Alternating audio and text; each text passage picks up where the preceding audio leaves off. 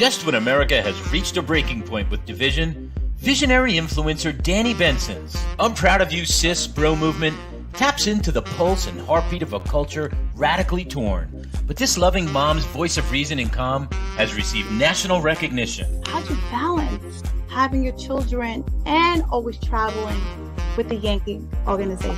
When I became a dad, I said that I would always love like a mother.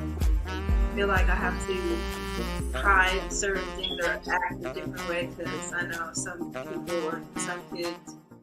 So join Danni Benson as she celebrates her special guests on her show and highlights their gifts and contributions to our world.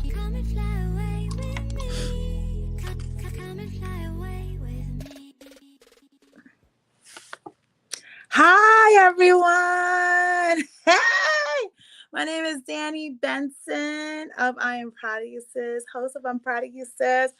Happy New Year.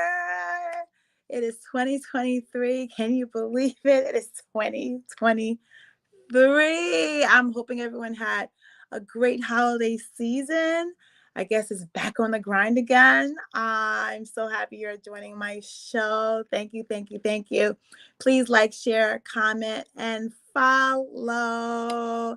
Well, today is very interesting day. So I had my girlfriend, Alethea Shapiro, come on because we love politics. We love talking about politics. So we want to talk today about George Santos. Hopefully you guys have heard about George Santos. If you haven't, it's such a crazy situation because I guess the New York Times did a story on him a few weeks ago and find out some things that he lied about.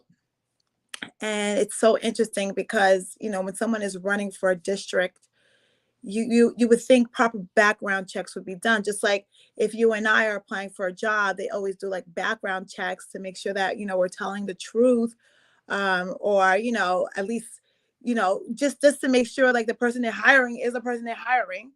Well, I guess they found out that the people who voted for him, most of them are finding out that that's not the person they actually hired. It was funny to me when he said in one of his pamphlets, I was going around, you know, asking for people's vote, that he was an American Jew. And to see an interview like about a week ago, and he said, I didn't say I was Jewish, I was Jewish. Wow. I cannot believe like this guy was actually lying in front of our TV. But I'm trying to figure out, is this a new normal now where people lie and we just accept the lie because we're like, people lie? Or are we going to go back to the standards of having integrity and honest, especially in our politicians, because we're putting our life in their hands. I mean, and, you know, our family lives and our children's lives. And, you know, so I have Alethea Shapiro on the show to talk about this situation. I loved her. She gave this whole rant, I call it. And I don't blame her because I would have been upset too if I voted for something or someone that wasn't the person I actually voted for. So Alethea, thank you for joining. I'm proud of you, sis. Hey girl, how are you? New Year. Happy New Year. How? Tell me, first of all, 2020 was done. Make me jealous because you were like, I'm so happy I'm not in New York no more. I saw the writing on the wall. I know saw you it. did, girl. Yep. So tell me, okay, so have you ever met George Santos at all? You know, I went to a debate back in 2020. I can't remember if he was there or not. So I guess he was not memorable. Because I'm just trying to figure out, where did this guy pop up from? He died in 2020, but you know, it was COVID, so we weren't really doing things in person. So no, I maybe I did it. I don't know. If I did it, it could have been at that debate, but honestly, I don't remember. So he was obviously not memorable. Okay, so I was going through Instagram and I saw your long message, basically almost blaming the Democrats for not even doing a thorough background check on this person. Yeah. And I feel like of course, the Democrats probably took that district for granted, thinking that, okay, New York is a Democratic state. So, we don't need to throw our money over there because the Democrat's going to win anyway, which was wrong. That's why you never take any voting opportunity for granted, because if you don't go out and vote and you don't put the money in, there's a chance that you might lose. So here comes this New York Times story. And then I'm reading so tell me what you said, because this was so insane. Because first of all, is that part of your district, your old district? Yeah. That's why you were upset, because you used to live there. Honestly, if I lived there right now, I don't even know what I would do with myself. It is so painful watching it from Florida. And I keep on thinking, out of 435 seats, I cannot believe this was in my old district. This story is so unbelievable. Something is so rotten in Denmark that I don't even know where to begin. None of it makes sense. It is so outrageous. You said before that he lied about some things. No, he lied about everything. Everything. He lied about where he went to prep school. He lied about where he went to college and if he went to college. He lied about working at banks. He lied about Holocaust surviving grandparents. He lied about being Jewish. He lied about his mother dying twice, one time in 9/11 and then another time, and I think she actually died in 2016. He lied about where he lives. He lied about being robbed 2 times in his apartment. He lied about a puppy charity that he ran. Today, or was it yesterday, he lied about being sworn in. He wasn't He said he was sworn in. And he can't be sworn in because Kevin McCarthy still doesn't have the 218 votes to be nominated as a majority House Speaker. And the best part is that we don't even know if that's his real name. Today, they have a clip of him, hilarious, on Twitter, where they called his name, I think 5 or 6 times, Santos, and he didn't even respond. He didn't answer. And then finally he voted, but that's weird. Like, that's really weird on your first day when you're probably so nervous you'd be paying attention. Like, I don't know, like, is that not your last name so that it doesn't, it doesn't feel natural to respond to it? There's so many questions, and the story just keeps on getting deeper and deeper. I don't buy any of it. I don't buy anything that anybody's saying, and that's the Democrats as well. I don't buy what they're saying as well. By what do you mean by what the Democrats are saying about George Santos? Well, let's talk about the race. So George Santos was running going against Zimmerman. Right. Did you know Zimmerman? I know who Robert Zimmerman is, yes. Robert Zimmerman runs a very successful PR firm. I'm sorry. There is no way that Robert Zimmerman could not get the Oppo research to stick in the media. I'm sorry. I don't buy it. I really don't. You're telling me that Robert Zimmerman does not have a host of news reporters on speed dial in a group chat that he couldn't throw this story to and get it to stick? I don't believe it. I'm sorry. Or at least News 12 Long Island. Nobody wanted to take this story. That doesn't make sense to me. That's the story the Democrats are running with it. That's the story the media is running with it. That the media is blaming the media, saying the media didn't pick up the story. I'm sorry, I don't buy it. I think there's something fishy going on. I don't know what it is. We will find out, but that's why I don't understand. How do they even trust him to even be part? I understand it because the Republicans need his seat. Because of the what it's like such a close in the majority. Party of 4. Yeah, so they need a seat, but how this guy could be a spy for all we know. Well, there's also the story that he accepted a large amount of donations 700. They still trying to understand where did $700,000 of his own money he put it into the campaign. Like, where did it come from? Because you cost him at the top secret, documents of America. It's crazy. And the craziest thing is that we don't have in America a way to recall him. There's no way, unless he resigns, there's no way to recall him as our congressperson. He will be seated and we'll see what happens from there. But unless he gets criminally charged, he's the congressperson. But you know what? Brazil actually was looking for him because he lied about not committing a crime. He said he's not a criminal. He says he's not a fraud.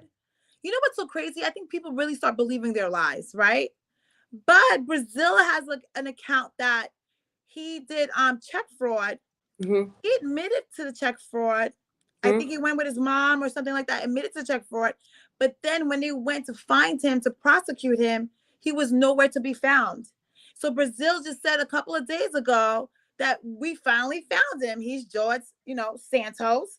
And we are going to file criminal charges because he never paid back what he admitted to doing, which was I think $700 of check fraud.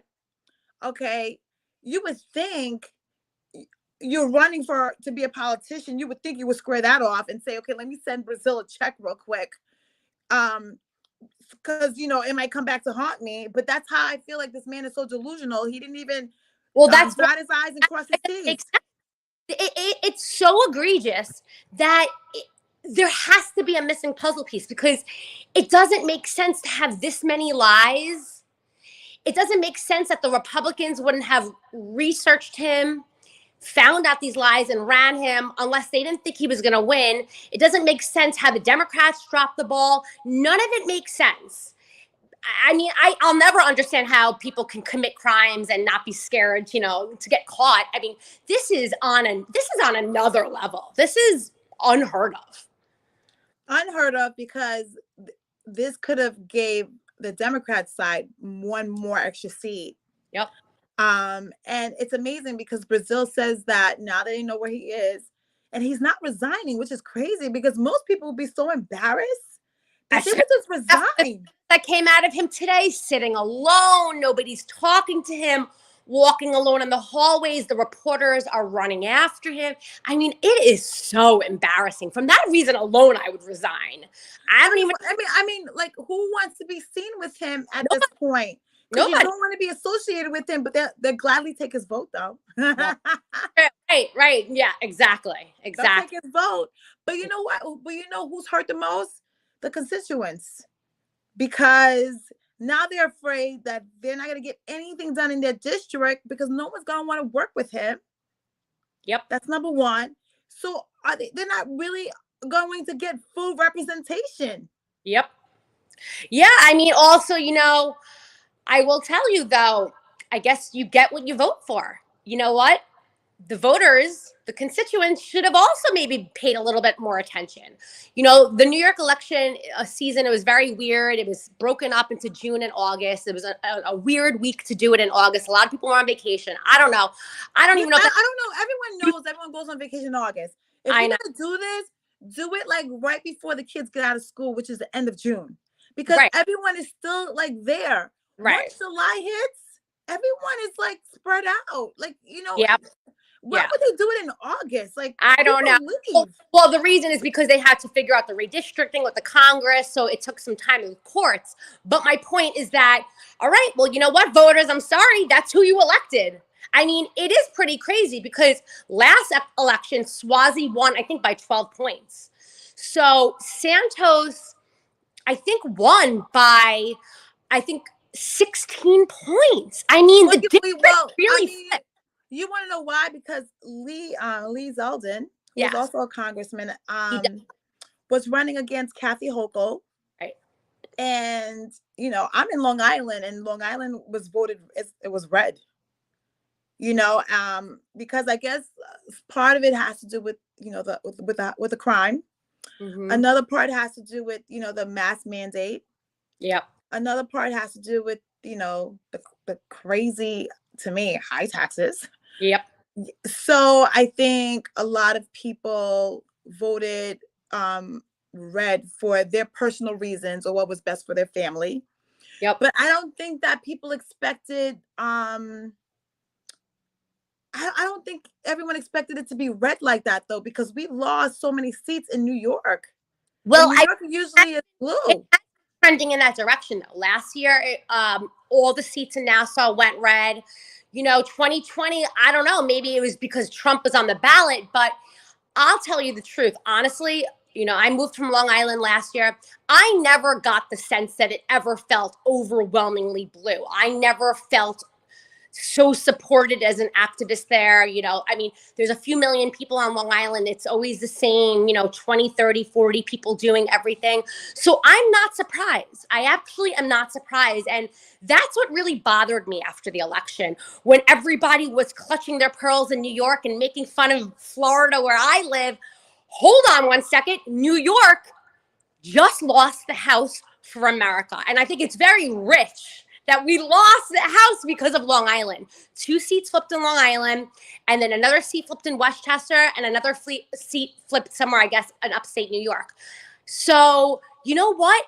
New York, in my opinion, is not as red as we're making it seem. Yes, New York City is very, very blue, but I'm getting the sense that New York actually, I think New York is turning red.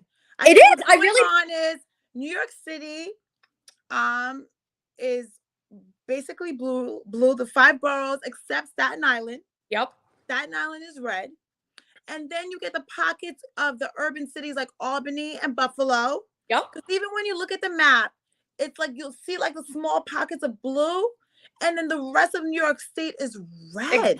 And I was like, oh, you guys are making fun of Florida, but no offense, your New York map is looking a little bit like Florida, where it's all red except for 3 blue dots. So slow your roll there, making fun of Florida. At least I know the enemy that I'm working with here. You New Yorkers need to get it together. But let me tell you what's going on. I think a lot of the people who are in the red, I feel like, are union workers. I think that's why they're still there. Because union workers, you get your pension, right? Because, that's the only thing that's weird about, like, when I see all this red. But I'm like, if you guys are union workers and you kind of like blue, yeah, you want your pension.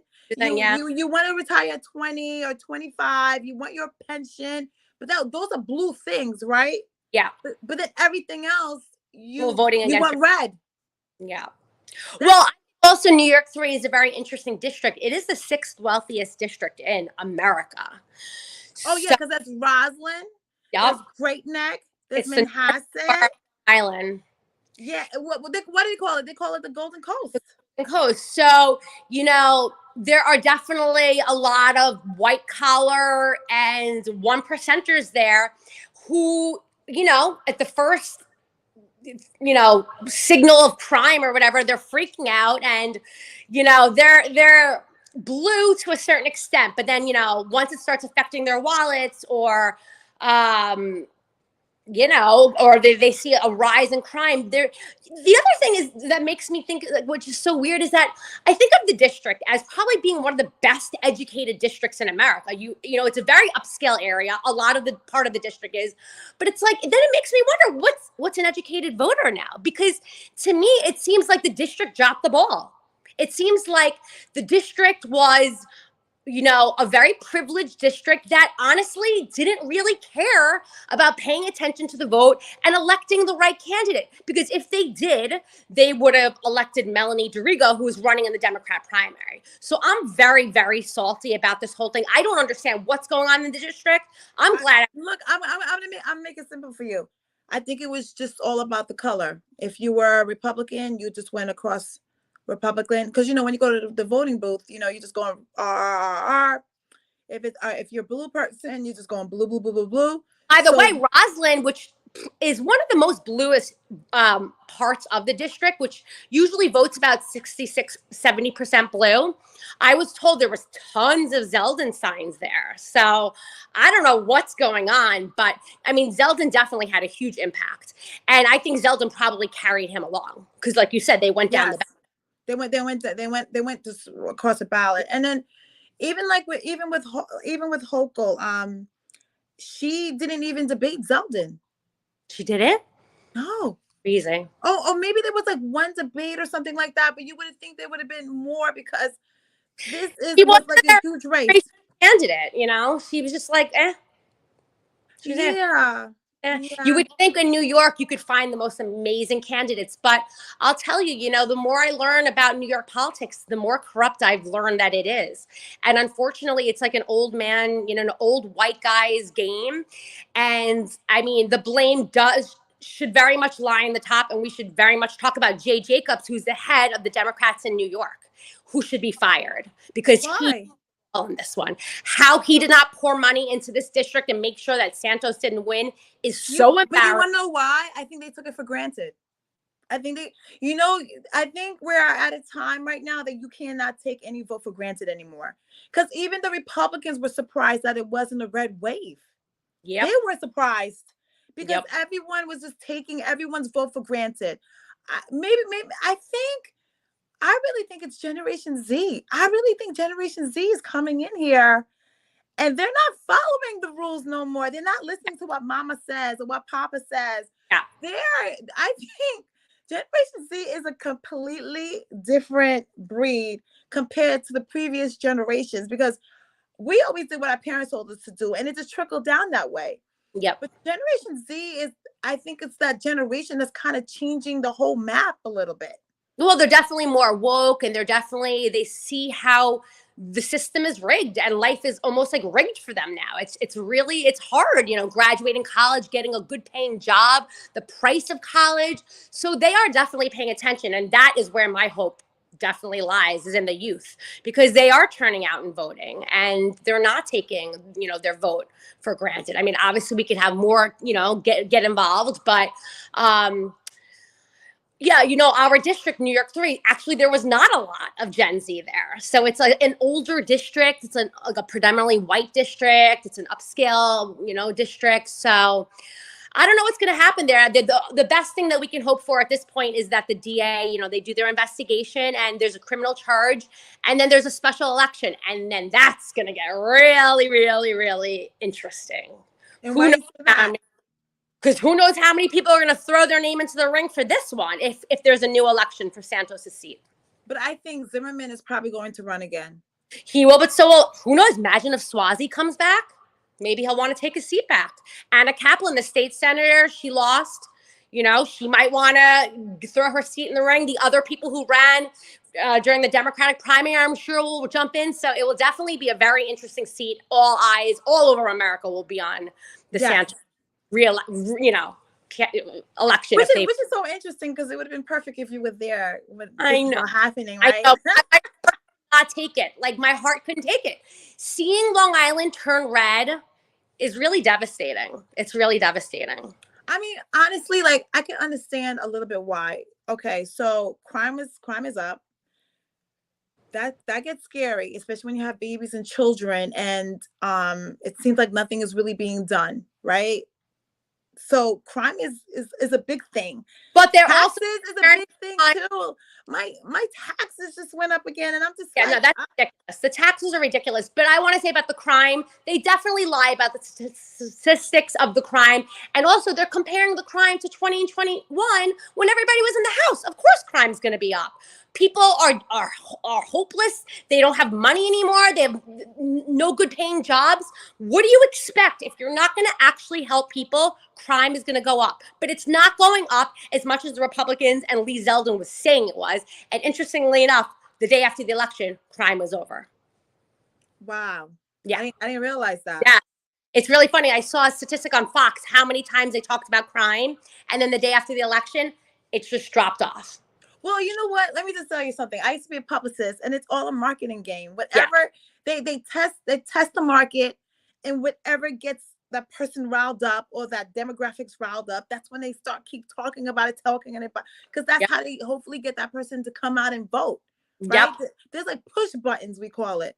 You know, what's gonna make that person actually get in their car and vote? But another interesting thing happened. Republicans are finally realizing like mail-in voting actually works. Because, you know, the Democrats were taking advantage of the mail-in voting. And because they kept saying election fraud, which there was really no election fraud. Right. I will say this, there was no election fraud. then I think the Republicans were telling their constituents to actually physically go there and vote, which is hurting like a lot of people because I don't understand why we can't just do mail-in voting. I mean, I do my driver's license on my cell phone now. We're doing everything on my cell phone now. I have my Apple Wallet. Like, I don't even have to carry my credit cards with me anymore.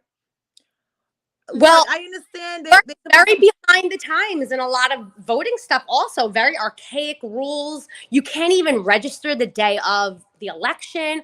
New York really, for as much as they call it the progressive beacon of America, it has a long way to go. And a lot, we just codified Roe into law a few years ago in New York. So there's definitely a lot of improvement New York needs to work on in terms of, voting and election stuff. And then that has to do with the leadership too. I guess the next 2 years is going to be very interesting in New York and all over the country because I know we say this every single year, like every single election, like this is going to be the defining moment. But I really think, I know I'm crazy.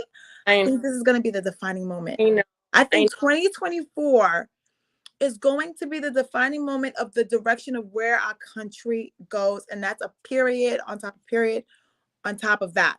I know we say for every election. I know. But, Trump, it might be Trump against Biden. It might be Biden against your governor, DeSantis. Oh, God. Right. Because I know DeSantis is just waiting in the wings. I know he's hoping and praying that Trump gets arrested.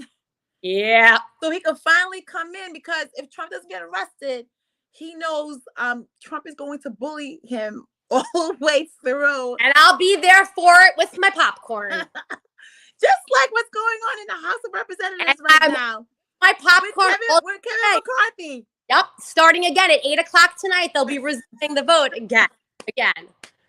Those 20 holdouts have to really hold out now because if Kevin McCarthy wins, they're not going to get any committees at all.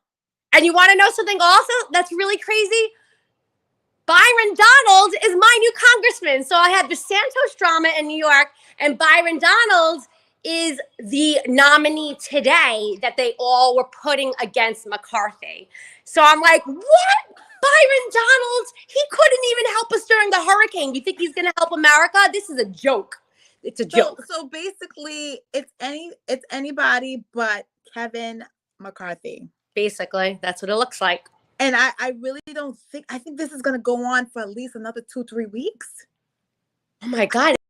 Yeah, nobody knows. Literally, this is the first time that I listen to the news where nobody knows. Nobody knows anything. Everybody's confused. Nobody has any predictions. This is unprecedented. I think it's been 100 years since this has happened. I think this time those 20 Republican holdouts are going to hold out because they feel that Kevin McCarthy is part of this so-called swamp of Washington, including Mitch McConnell, who is in Kentucky with Biden right now. And everyone's like, is there something going on that we don't know about? Because it's like everyone is sleeping with the enemy. Everything is upside down in this world right now. That's why I'm so glad it's 2023. Hopefully we could start off a new year. And I don't know, because last year, just everything was going wrong. Everything in America, I just think that, I don't know. I want hope for our children. So I don't want our country to go downhill, but I just want to go back to the old days of just compromise and do what's best for Americans and being civil towards each other. And afterwards, they used to go to the bar and have drinks together and be like, however, I will say, how did that compromise work out? I guess it didn't, because look where we are today. So it's my opinion that we should not be compromising. We need to burn it all down and start all over again with no more liars and no more politicians that don't care about the people. And you know what it is? And that starts with term limits. Yeah. So the next time we will talk about this. So everyone who's watching right now, thank you so much. We are going to, this is for the Optimum people. Thank you for joining us. And now for the live people, we're still going to continue the conversation. So just hold on a bit, okay? Thank you.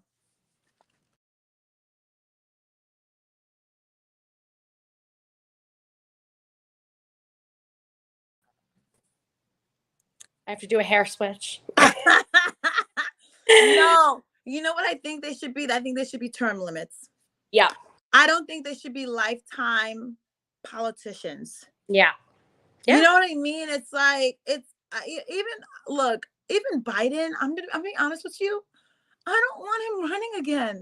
Who does? I don't. I didn't want like he's gonna be like 80 time. something years old. Even Trump is gonna be like 78 by the time he starts running again. I want fresh, young ideas, fresh young people. Yeah. That's why I think that what you just said about it burning down again and starting all over again, I think it starts with term limits. Yeah, but they're never going to vote for that because that would strip them of their power. But you know what? I think Florida has the first Generation Z House of Representatives, right? I think Generation Z is going to really flip this whole, you know what it is? Because Generation Z understands this is their future.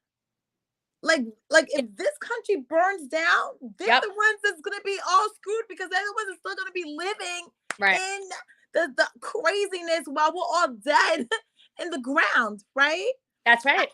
I think these kids understand, like, if they don't participate and make these major changes now, they're the ones that's going to be affected. That and the generation after them is going to be completely affected. While we, like, my parents are going to be dead. Who cares? Like, they're making all these decisions, and they're not even going to be here to even deal with the decisions that they made. It's so unfair. It's so selfish. It is so selfish, and that's why I think Generation Z is going to come in, and they're going to rock the boat. Yep. Well, I also heard that in 2028, I believe the demographics will finally be in Democrats' favor because I think it's that for the first time in 2028, there will be more Black and brown people than white people. 2028. But are we going to get there? That's the question. So I'm hoping 2028 is in 5 years. I know. Hopefully we can get there. Hopefully we'll survive till then. Hopefully America will be still around with the democracy. So do you really think every Black and brown is really going to vote Democratic by 2020?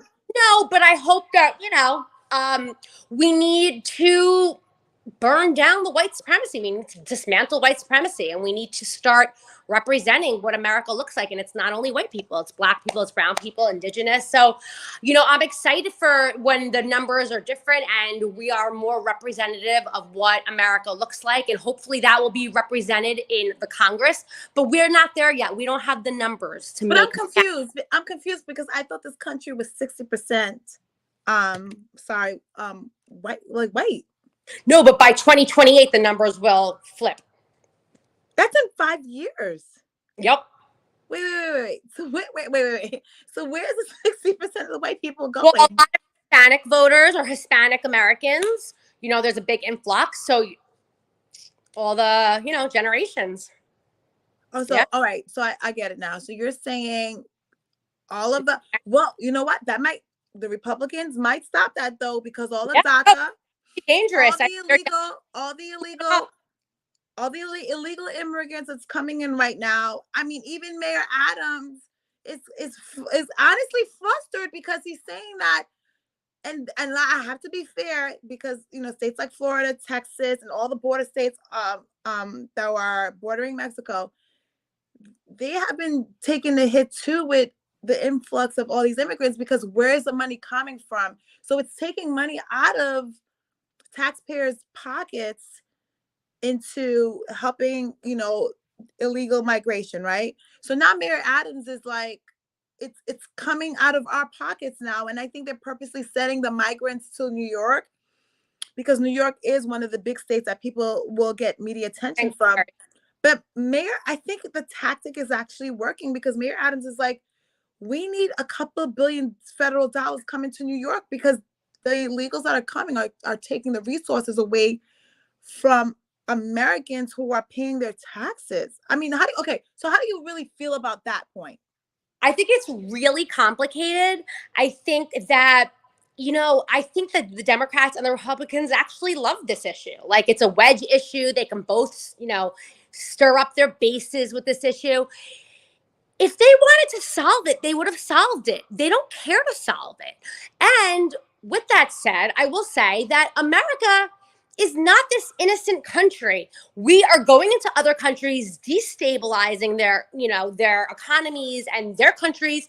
And so we have to also, I think we need to really pull back and figure out how are we affecting these countries in ways that are causing people to want to leave their countries? How can we help those people stay in their country? Can we invest in those countries? I don't know what the answer is, but it's not only at the border. It's we got to work really back to the root of the problem. And we want people to be able to stay in their countries. How is that done? I don't know, but that's where we really need to figure out the problem, because nobody wants to leave their countries.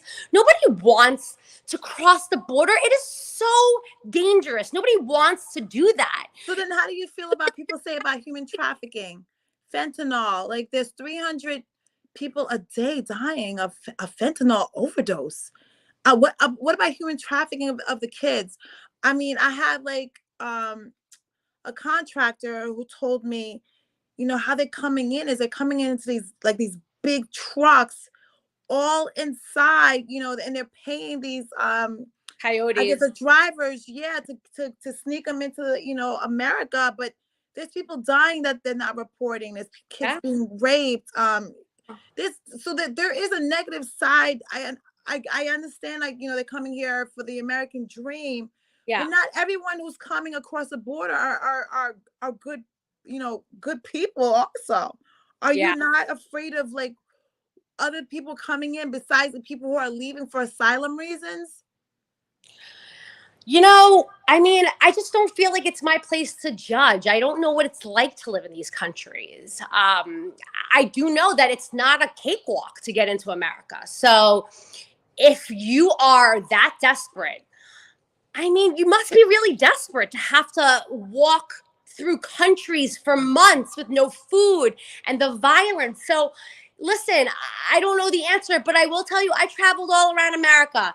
We have a lot of land. We have a lot of desolate areas. We have a lot of people who can help out and get jobs here. I feel like we could figure it out, but we got to do something. I went to the border. I saw what it was like. I crossed. I went to Juarez. I volunteered at a shelter. It's devastating. It is heartbreaking when you see these people there. Because they're all in camps right now. And they're for the it's for cold. the COVID restrictions to come down. Yep. But that's not happening right now, right? Yep. Because the Supreme Court got involved and put a stay on it. So I think this is going to be the year where immigration is finally going to be dealt with. I hope so. I mean, I haven't seen Biden do anything. So it's you would think that Mayor Adams could get Biden to do something.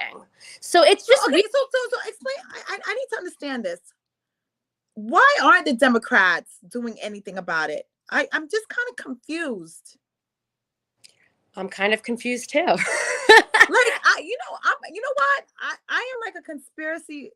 I don't really believe conspiracies, but I think you are right. I think something is going on. Something's going on. And I'll tell you, this is why, I'm a Democrat, but I'm a progressive. And I really believe that the progressives are a separate party than the Democrats, because we've seen time and time again that, the Democrats, they don't always do the right thing. They don't really care to fight for the people. And the progressives are really the ones who are the people and who are fighting for the people and who are advocating for real solutions and real things that can actually make changes in people's lives and the 99%'s lives.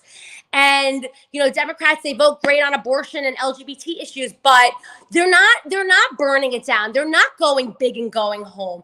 Biden promised a lot of things. Yes, he got a lot done, but he could get a lot more done with that pen that he has not used. So I don't understand the strategy here. You got everyone to vote in 2020. People came out in a pandemic and risked their lives to vote and elect Biden. If we don't get more done in 2024, forget it. They're not going to come out and vote. So it does not make sense to me how they are not doing everything in their power to help the most amount of people as possible in America. I don't get the strategy. It's a losing strategy. Well, so who would you want to run besides Biden? Are you going to say Bernie? Listen, if Bernie... Is Bernie old? You know who I like? I like what's it, the minority House Speaker, Jeffrey Hawkins is Oh, Hakeem. Jeffries? Hakeem Yes. Jeffries? Wow. Honestly, I don't really know too much about him, even I though don't, but he is like, well, I'm just like, wow. Yeah, I don't know enough about him. I did hear someone say yesterday that like you would expect him to be more progressive than he is because he's a New York City congressman and he's not. So that a little bit like makes me like that's weird.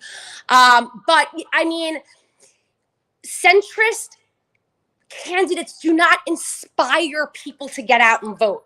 They don't. But Alethea, you have to understand, like you got to kind of have a centrist moderate to get the other side to vote for you, and the independents too. I don't Look, think if you're gonna go really like progressive, then it has to be like a 50 state, like a 50 state thing going on. It can't just be one state. Because once you go to DC, you're gonna have the moderates, and then you're gonna have the progressive, or you're gonna have the Tea Party or the Magnas versus the moderate Republicans. It's just, look what's going on in the House of Representatives right now. It's just too much mixy. When it's too much mixy, it's hard to get anything done. but we're mixing a lot of the same. Maybe that's why. It's a Got lot it. of And lot that's of why, I think term limits. candidates. People don't care. Like they just don't. We elected a lot of progressives this time around. Progressives at least have bold ideas that inspire people. I mean, doing more moderates, it's the same. We've been doing that for how many years? 100 years. You're right. Look and now it's not working. And I will tell you that there's definitely some overlap between MAGAs and Bernies.